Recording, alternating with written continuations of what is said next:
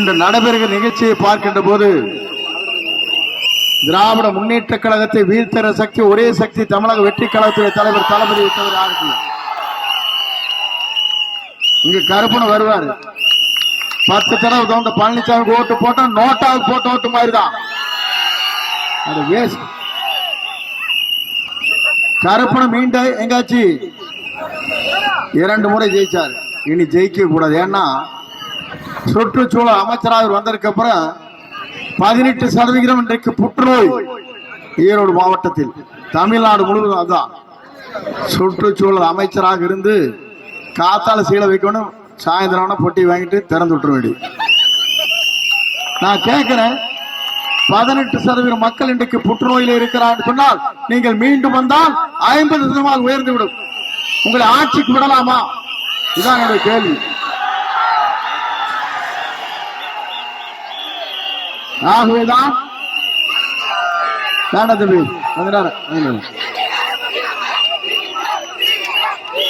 உன தூரம் எடுத்துட்டு போயிருக்கு. வேண்டாம் தம்பி, கொஞ்ச நேரம் எடுத்துட்டு போயிருப்பா ப்ளீஸ். பேப்பர் டிஸ்டர்ப் ஆகுது. ஆகவேதான் இங்கே சொல்வது உங்களிடத்திலே ஒன்றிய விடுதான். எடப்பாடி பழனிசாமி வந்திருக்காரு. 10 முறை தோந்த பழனிசாமிக்கு ஓட்டு போடலாமா? நான் கேட்கிறேன். ஒரு தடவை ஜெயிச்சாரா? நான் ஆட்சிக்கு வருவேன், திமுக வீழ்த்துவேன். எங்கடா வீழ்த்துறீங்க நீங்க கேட்கிறேன். ராத்திரியான 2 பேரும் பேசிக்கிறாங்க, கூட்டு கொள்ள நடந்தது இல்லையா? இன்னைக்கு வரைக்கும் அவர் பேர் கேஸ் இருக்குதா? பவானி சேகர் 2000 கோடிக்கு ஃபேக்டரி, அட்டை ஃபேக்டரி. இங்க சிங்கம்பேட்டைக்கு பக்கத்தில் இருக்கிற அந்தியூர் இருந்து அம்மாப்பேட்டை போற வழியில 3000 கோடிக்கு அங்க சேகோ ஃபேக்டரி. எத்தனா? நான் கேட்கிறேன், 5000 கோடி இங்கே.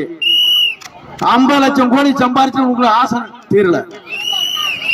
புரட்சி தலைவர் அம்மாவுக்கு பிறகு நான் முதலமைச்சராக இருக்கணும், ஏமாந்து விட்டுட்டேன்.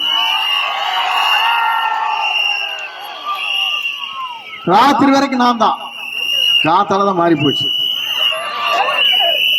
ஏன்னா பொட்டி அத்தாள் கையில் எங்க பொட்டி இல்லை. ஆனா நான் பார்த்த காலையில இந்த அம்மா சசிகலா என்கிட்ட கேட்டாங்க, சரி பரவாயில்ல யாரோ தெரிஞ்சுட்டு போலாங்க, கட்சி உடையாரு பாத்துக்கலாம். நாங்க விசில் மட்டும், விசில் ஒரு நிமிஷம் விசில் அடிக்க வேண்டாம் ப்ளீஸ். ஏன்னா அந்த அம்மா விசில் அடிக்காது கண்ணு. அந்த அம்மா சொன்னாங்க, சரி நீங்க என்ன சொல்றீங்க செங்கோட்டின்னு அப்படின்னாங்க. இல்ல பரவாயில்லம்மா கட்சி உடையாரு பாத்துக்கலாமா அப்படின்னு. காத்தால இந்த அம்மாளுக்கு கன்விஷன் கொடுத்தாச்சு. இந்த அம்மா கூப்பிடுறாங்க, நீங்க தான் முதலமைச்சர் வேட்பாளராக செங்கோட்டையிலும் சொல்லிட்டாரு. கவலையிலும் தோலை தட்டி இப்படி பிடிச்சாங்க. திடீர்னு பார்த்தா மலைப்பாம்பு மாதிரி வந்து திடீர்னு ஒருத்தர் விழுந்தாரு, அப்படியே நீந்திட்டு வந்தாரு பாருங்க. நானே எந்திரிச்சு சேர்ல இருந்துட்டு, எங்கடா மலைப்பாம்பு எங்க வந்துருச்சாடு, எங்க அந்த ரிசார்ட்ல மலைப்பாம்பு இருக்கு மாதிரி கடலோர அது எங்க வந்துருச்சாடு இருக்குன்னு நினைச்சேன். காலை பிடிச்சி கெஞ்சிட்டு, இவள் யார் என்னை கொண்டு வருவதற்கு, இவள் யார் எனக்கு முதலமைச்சர் ஆக்குவதற்கு, எனக்கு தனி தகுதி இருக்கிறார். இப்படி எவனா சொல்லுவானா? அதுக்கு மேல ஒண்ணு, 18 பேர் ஓட்டு போட்டா டிடிவி கழட்டி விட்டாரு, அவரை நீக்கிட்டாரு. 11 பேர் ஓட்டு போட்டா ஓபிஎஸ்சி கழட்டி விட்டாரு. இவரை காப்பாத்தின பிஜேபிக்கு திருநெல்வேலி அல்வா கொடுத்துட்டாரு 24. அதுக்கு பிறகு என்ன பண்ணாருன்னா, இங்க பிரேமலதா விஜயகாந்த் ராஜ்யசபா கொடுக்கிறார், அவிலுக்கு காலி பண்ணிட்டார். ஆனா என்ன பாவம் பண்ண அண்ணாமலை, இந்த அண்ணாமலை எங்கன்னா ஐபிஎஸ் ஆபீசர் பிஜேபி இருக்காரு, அவர் நீக்கினா தான் நான் வருவேங்கிறான். என்னையா உலகம்? எவனுமே தமிழ்நாட்டில் இருக்கக்கூடாது. இவர் கொள்ளையடிக்கிறதுக்கு 50 லட்சம் கோடி கொள்ளையடிச்சு பார்த்தா இன்னும் 50 லட்சம் கோடி வேணுங்கிறார். நீங்க பாத்தீங்கன்னா தெரியும், அவன் பையனை இறக்கி விட்டு பாத்தீங்கன்னா எப்படி இருக்கு, களத்தை பார்த்தா தெரியும். இப்படி இருக்கு, எல்லாம் கொழுத்து போய் இருக்கிறாங்க. இந்த கருப்பு மட்டும் மீண்டும் ஜெயிச்சா என்ன, இந்த நாளே அழிஞ்சு போயிரு பொலிஷன்ல. ஆனா காத்தால ஃபேக்டரி நிறுத்துறாங்க. என்னடா கேட்டா நான் கேட்பேன், அதெல்லாம் எங்களோட சகச்சங்க, இங்க டி இருப்பாங்க, காத்தால சீல் வைக்கிறோமா, பொழுதோட பொட்டி கொடுப்பாங்க, நான் வாங்கி வச்சுக்க திறந்து விட்டுருவாங்க. இதுக்கு பயிரும் கிடையாது, ஒரு வெங்காயம் கிடையாது. சுற்றுச்சூழலை நீங்கள் பேணி காத்தீங்களா? 18% இன்றைக்கு புற்றுநோய் வருகிறது என்று சொன்னால் நீங்கள் வந்தால் 50% உயர்ந்துரு. நாட்டில் இருக்கிற எல்லாம் செத்து போயிருவான். இது தேவைதானா? நீங்கள் எங்கே இருந்து வந்தீர்கள் என்பது எனக்கு தெரியும். பழனிசாமி முதல்ல வந்து நான் வரும்போது ரயில்வே ஸ்டேஷன் டீ வச்சுட்டு நின்று இருப்பார். எப்படி அவர் உருவாக்கின 79 2 நிலம் நடந்தது. அவருக்கு 2 கொலை அண்ணன் தம்பி செஞ்சது. அதுக்கப்புறம் அக்யூட் பண்றதுக்கு 82 நானும் முத்துசாமி தான் செஞ்சு முயற்சி பண்ணி அவர் அக்யூட் பண்ணோம். ஒன்னும் அவர் திருந்தபாடு இல்லை. நேற்று தினம் நாம் திமுக வீழ்த்துவோம், வெற்றி பெறுவோம், திமுக ஓராட விரட்டுவோம் சொல்றேன். நாம தைரியமா. ஆனால் பழனிசாமி என்ன பண்றான்னா வேலோட ராத்திரியான பேசிக்க வேண்டியது, அங்கிருந்து இவரோட ஸ்டாலினோட பேசிக்க வேண்டியது. நான் கேட்கிற, நீங்க 2 பேர் கொள்ளை கூட்டத்தில் நீ நான் இருக்கிறீங்க, எப்படி நியாயம்? நம்முடைய தளபதி சொன்னார் ஆண்டு முடிந்தவள் சரி ஆண்டு கொண்டிருப்போம் சொல்லி. நான் இன்றைக்கு சொல்கிறேன், நாளை தமிழகத்தில் மக்கள் வரி பணத்தில் ₹1 கூட எடுக்க மாட்டேன் சத்தியம் என்று சொன்ன ஒரே தலைவர் நம்முடைய தளபதி தான். அத்தனை பேருக்கும் இடம் வாங்கி வீடு கட்டி தரப்படும். அத்தனை பேருக்கும் இருசக்கர வாகனம் வழங்கப்படும். குடும்ப தலைவிக்கு ₹2800 6 சிலிண்டர் வழங்கப்படும்.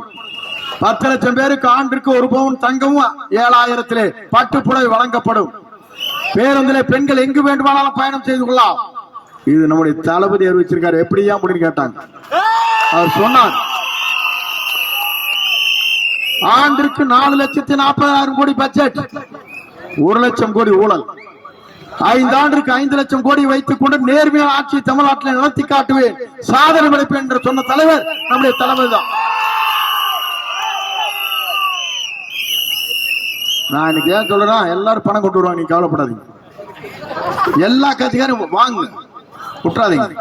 கொள்ளையடிச்ச பணம் உங்க பணம் வந்த 8,000 10,000 வாங்கிக்கங்க. வாங்கிட்டு வாங்கி முடிஞ்சதுக்கு அப்புறம் வெளியே போறவங்க விசில் அடிச்சு விட்டுருங்க. வேலை முடிஞ்சு விசில் தான் வயல் இருக்குது. நீங்க செஞ்சனா வேலை முடிஞ்சு போச்சு. நான் எதற்காக சொல்லுறேன்னு சொன்னால், பழனிசாமி எப்படி கொடுங்கோலன்னு ஒண்ணு சொல்றதுக்கு ஒண்ணுதான். நாங்க தேர்தல் காலத்தை திமுகவை நேருக்கு நேர் சந்திக்கிறோம், வீழ்த்தி காட்டுகிறோம். ஆனா கோலை பழனிசாமி என்ன சொன்னார்னா தெரியுமா? உதயநிதி ஸ்டாலின் பால்டா குடிச்ச செத்து தொலைச்சது நல்லா இருக்குங்கிறார். எவனா சொல்லுவானையா? ஸ்டாலின் கொரோனாவில் போயிருந்தா எனக்கு வெறுக்கணும் போயிருக்குங்கிறார். சொன்னாரா இல்லையா? நான் சொல்ல, சொன்னாரா இல்லையா? அப்படி என்றால் கோலை பழனிசாமி துரத்த வேண்டிய தேர்தல் தான் இந்த தேர்தல். கருப்பணி ஜெயத்து அவர் போய் காலேஜ் வந்து வெங்கடேஸ்வரா பெருமாளே அப்படின்னு ஏறிடும், மலை ஏறிடும். இது நடக்குது. இங்க ஜாதி சொல்லிட்டு ஓட்டு கேட்கறாங்க. ஐயா நான் கேட்கிறேன், தலைவர் அதான் சொன்னாரு, இன்னும் எத்தனை காலம் தான் ஏமாற்றுவார் இந்த நாட்டிலே, சொந்த நாட்டிலே நம் நாட்டிலே பத்தலை போலவே பகல் வேஷம் போட்டு பாமர மக்களை வலையில் வீசி இன்னும் எத்தனை காலம் தான் ஏமாற்றுவார் இந்த நாட்டிலே. தலைவர் பாடிட்டு போன இவன் பின்னாலே பாடிட்டு வந்துட்டு இருக்கிறான், பொட்டியை வாங்கிட்டு. நான் கேட்கிறேன், இவெல்லாம் விரட்ட வேண்டுமா வேண்டாமா? நல்லாட்சி தமிழகத்திலே வேண்டுமா வேண்டாமா? நான் சொல்றது, படிக்கிற குழந்தை அத்தனை பேருக்கும் கல்லூரி பேரிலும் இலவசமாக படிக்க வைப்பேன் சொன்ன தலைவர் நம்முடைய தலைவர். அத்தனை பேருக்கும் வேலை வாய்ப்பு உத்தரவாதத்தை தருவேன் என்று சொன்ன தலைவர் நம்முடைய தலைவர்.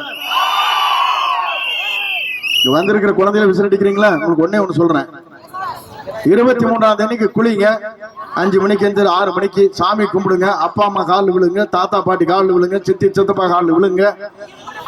விசில் நம்முடைய விஜய் எங்களுக்கு விசிலுக்கு ஓட்டு போட்டு வந்தா தான் நான் சாப்பிடணும்னு சொல்லிருங்க. வேலை முடிஞ்சு. எப்படி நீ ஓட்டு போட்டு வந்தா மட்டும்தான் நான் சாப்பிட போறேன்னு மட்டும் சொல்லிட்டு கதை முடிஞ்சு போச்சு. 90% ஓட்டு நம்மளுக்கு தான்.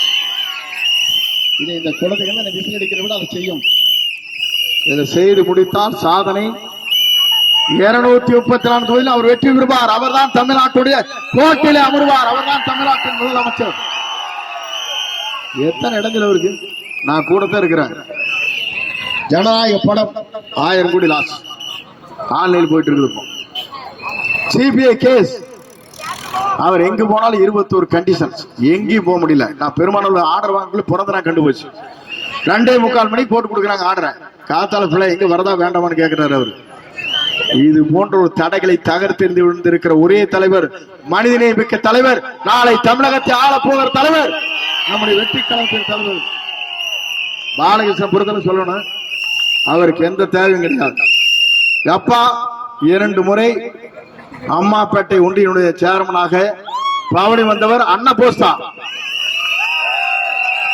இந்த கருப்பன் மாதிரி இல்ல, காட்டு வலுவிலிருந்து வந்து நாட்டை ஆளுகிற பாலகிருஷ்ணன் அல்ல. நல்லவர், வல்லவர், உங்களுக்காக உழைக்கக்கூடியவர், உங்களுக்காக இருப்பார், எதையும் எதிர்பார்த்து இருக்க மாட்டார்.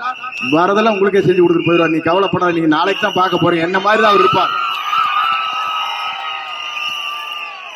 கட்சிக்கார் அத்தனை பேர் மகிழ்ச்சியா இருக்கிற காலமாகத்தான் நீங்க காலம் மாறும். ஏன்னா நீங்க நொந்து நூலாகி கிடக்குறீங்க. எனக்கு தெரியும். 10-15 ஆண்டு காலம் இந்த இயக்கத்திற்காக ரத்தத்தை சிந்தி உங்கள் அத்தனை பேருடைய மீண்டும் புது ரத்தத்தை உருவாக்குவதுதான் நம்முடைய தளபதி என்பதை நாங்கள் மறந்துவிடவில்லை. 42 ஆண்டு காலம் நான் உழைத்தேன். ஒரே நிமிஷத்துல கருப்பனை கோல் சொல்லி என்னை தூக்கி அடிச்சிட்டாங்க. அடிப்படை உறுப்பினரை நீக்கினாங்க. நான் அப்படியே கண்ணீர் விழிச்ச 3 நாள். என்ன செய்யறது தெரியாது. பதவி ராஜினாமா செய்து தலைவர் அழைத்தார். தூக்கி எறிந்த அன்னை தாங்கி பிடித்து அடையாளம் காட்டியிருக்க தலைவர் தான் நம்முடைய தளபதி. நான் இன்னைக்கு மகிழ்ச்சியா இருக்கிறேன். எனக்கு வயசு 20 வயசு குறைஞ்சு போச்சு. ஏன்னா இவங்களோட இருந்து சித்திரவதை என்னால தாங்க முடியாது. கவந்தப்படைந்து சேலம் போனா முடிஞ்சு போச்சு. என்னையா அந்த ஆளு கோல் போட்டு வரான்னு தெரியாது. இதே போலப்பம் இருக்கு. ஒருத்தர் கேட்டார், பத்திரிக்காரர், 13 கட்சி ஒரு பக்கம், 14 கட்சி ஒரு பக்கம், நீங்க தனிச்சு நிக்கிறீங்கன்னு கேட்டாரு. நான் சொன்ன அவளுக்கு, சிங்கம் தனியாகத்தான் வரும், இது குள்ளநெறி கூட்டம் கூடித்தான் வரும். வெற்றி என்ற இலக்கை நாம் வெட்டுவோம். விசில் சின்னத்திலே நாம் அத்தனை பேரும் வாக்களிப்போம். ஆப்பக்குடல் என்பது இனி விசில் சின்னத்திலே கோட்டை, யாராலும் மாற்றி காட்ட முடியாது என்பதை நீங்கள் நிரூபித்து அன்பு சோழர் பாலகிருஷ்ணன் அவர்களுக்கு விசில் சின்னத்திலே வாக்களிக்க வேண்டும் உங்கள் பொற்பாடு மலர்களை வேண்டும் என்று கேட்டு விடைபெறுகிறேன். நன்றி, வணக்கம்.